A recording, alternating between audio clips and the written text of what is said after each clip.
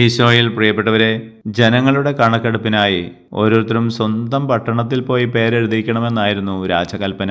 അതനുസരിച്ചുകൊണ്ട് വിശുദ്ധ ഔസേപ്പിതാവ് പൂർണ്ണ ഗർഭിണിയായ മാതാവിനെയും കൂട്ടി രാത്രിയുടെ യാമങ്ങളിൽ യാത്ര പുറപ്പെടുകയാണ്. മാതാവ് പൂർണ്ണ ഗർഭിണിയായതുകൊണ്ടും ഏതു സമയവും പ്രസവിക്കാവുന്നതുകൊണ്ടും യാത്ര വളരെ ക്ലേശകരമായതുകൊണ്ടും വേണമെങ്കിൽ ഈ യാത്ര അവർക്ക് ഒഴിവാക്കാമായിരുന്നു. എന്നാൽ എപ്പോഴും ഇതാ കർത്താവിൻ്റെ ദാസൻ എന്ന് പറഞ്ഞ് ദൈവത്തിന്റെ ഇഷ്ടം നിറവേറ്റിക്കൊണ്ടിരുന്നവർക്ക് രാജ്യത്തിന്റെ നിയമങ്ങള്, രാജകൽപ്പനകള്, സംവിധാനങ്ങൾ അനുസരിക്കുവാൻ മനസ്സുണ്ടായിരുന്നു. പ്രിയപ്പെട്ടവരെ, നാം ഈ ഭൂമി ജീവിക്കുമ്പോൾ തീർച്ചയായിട്ടും ദൈവത്തിന്റെ ഇഷ്ടമാണ് നമ്മൾ പ്രാവർത്തികമാക്കുക. അതോടൊപ്പം നമ്മളായിരിക്കുന്ന പ്രദേശത്തെ, സംസ്ഥാനത്തെ, രാജ്യത്തിന്റെ നിയമങ്ങളും നമുക്ക് ബാധകമാണ്. അതനുസരിക്കുവാൻ നാം കടപ്പെട്ടിരിക്കുന്നു. തെരഞ്ഞെടുപ്പ് സംവിധാനങ്ങളോട് സഹകരിക്കുക, തെരഞ്ഞെടുപ്പ് വോട്ട് ചെയ്യുക, നികുതി അടയ്ക്കുക, ട്രാഫിക് നിയമങ്ങൾ അനുസരിക്കുക, അങ്ങനെ നിരവധി കാര്യങ്ങളും കൂടെ അനുസരിക്കുമ്പോഴാണ് നമ്മൾ യഥാർത്ഥ വിശ്വാസിയും യഥാർത്ഥ പൗരനുമായി മാറുക.